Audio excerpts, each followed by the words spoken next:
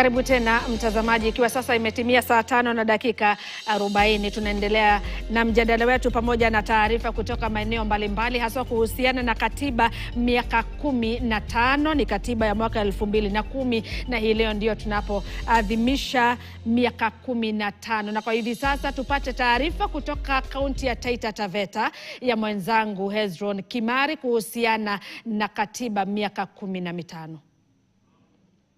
Na leo hii wakati tunazungumzia swala zima la miaka 15 ya katiba ya mwaka 2010 katika kaunti ya Taita Taveta, tunaangazia swala zima la afya. Huduma za afya pengine zimekuwa vipi? Na nitakuwa napata fursa kuzungumza na baadhi tu ya wakereketwa wa masuala ya kifedha na pia masuala ya maendeleo. Waweza kutueleza kauli yao ni gani, na sasa tuwasikize. Katika kaunti ya Taita Taveta, asilimia kubwa ya pesa inatumika kulipa mishahara.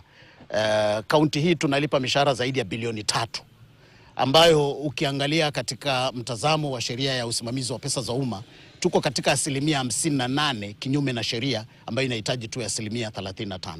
Na hiyo imechangiwa pakubwa sana na idara ya afya, kwa sababu idara ya afya, wakati umejenga dispensary kule mashinani, umejenga health center kule mashinani, inalazimu upeleke wafanyikazi, na hiyo ndio inachangia kwamba tungekuwa tuna special plan, ingekuwa imetuelekeza vyema, kwa sababu inatupa uhakika ni nini tufanye wapi kwa mpango wa muda gani. So hiyo naona kwamba imekuwa ndiyo changamoto kubwa. Changamoto nyingine ni kwamba kama serikali ya kitaifa na hata ya gatuzi, ni vyema sana tukumbuke kwamba afya iko katika economic and social right, na katika article 43 afya imepewa nambari A, yani ndo ya kwanza kuorodheshwa katika economic and social right. Kwa hivyo tungekuwa tumeangazia tukaipatia kipaumbele kama ile article 20 subsection 5 inavyosema kwamba when allocating resources, tungekuwa kwanza hiko ndio kitu ambacho tunakipatia nafasi ya kwanza. Lakini tugawe mamlaka vyema, mamlaka ya serikali ya kitaifa na mamlaka ya serikali ya gatuzi kuhusu swala lizima la afya, ili kwamba serikali ya kitaifa itoe mwongozo wa kisheria, itoe mwongozo wa kisera, na itoe mpangilio wa ile National Special Plan kuhusu afya iweje. Kwa sababu utakuta kwamba mbeleni hapo nyuma tulikuwa na Coast General Hospital. Ilikuwa ile ni hospitali inatushughulikia sisi sote kama mkoa wa Pwani. Lakini sasa tulipoenda katika serikali ya gatuzi, ilirudi kawa hospitali ya gatuzi la Mombasa, ambapo kwa mtazamo wangu ile ingebaki hospitali ya rufaa kwa ajili ya eneo hili. Kwa hivyo ingekuwa kama ni level 6, alafu iangazie mambo yote yanayotokana na eneo hili la mkoa wa Pwani. Tukija kwa makaratasi tunaambiwa ya kwamba health imepewa priority, lakini ukiangalia kwa resource allocation ya kwamba health si number 1, si number 2, iko around number 3, hata saa zingine number 4.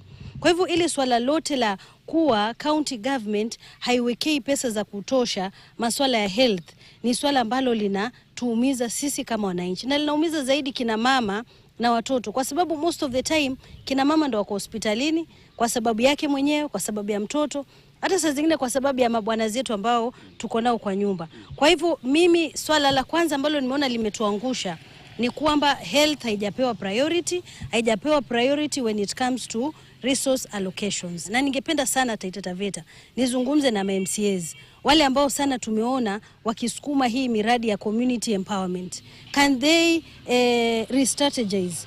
Wanaweza ku-re-strategize wakapeana community na masuala ya afya kipaumbele. Juzi tumekuwa na mchakato wa ADP. Tumepewa zile project ambazo zitafanyika mwaka huu. Hakuna health projects, nyingi za health pale ziko stalled. Voi ambayo ni referral hospital haina hata ICU. Ukiangalia katiba part 2 ama sehemu ya pili ya katiba, yani fourth schedule, inasema kwamba national government katika nambari number 28 iko tu na health policy, lakini ukiangalia budgeting ya national government bado kuna heavy financing of health services at the national level. So ukiangalia katika county government nayo part 2 ya namba ya pili ni huduma za afya, ikiwemo masuala ya pharmacies, masuala ya ambulances na masuala ya primary health care promotion. Kwa hivyo kitu ambacho nafikiri kimefanya malengo ya haya huduma za afya siweze kutimilika kamili ni ile fully transfer of functions of health services and funds to support the health services at the county level.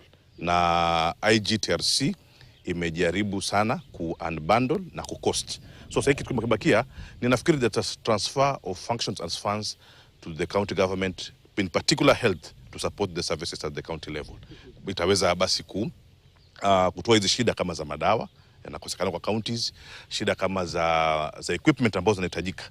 Leo county hii ukiuliza hakuna ICU.